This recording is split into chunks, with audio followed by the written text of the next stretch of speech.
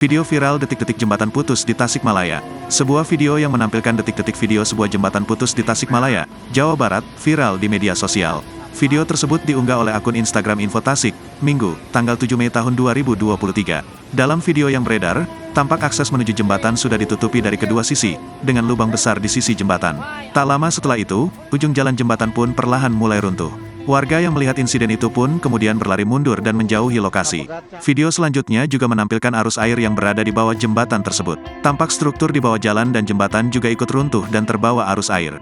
Kepala Bidang Kedaruratan dan Logistik Badan Penanggulangan Bencana Daerah, BPBD, Kabupaten Tasikmalaya Kurnia Trisna membenarkan adanya insiden itu. Menurutnya, tim kedaruratan juga telah meninjau lokasi setelah kejadian tersebut. Dia menjelaskan, peristiwa tersebut terjadi di Jembatan Cidugalun, Kecamatan Cigalontang, Kabupaten Tasikmalaya, Jawa Barat pada Minggu, tanggal 7 Mei tahun 2023. Betul, bagian opritnya, bukan jembatan, kata Kurnia saat dikonfirmasi. Akibatnya akses menuju Jembatan Cidugalun tidak bisa dilalui. Tidak ada korban jiwa dalam insiden itu.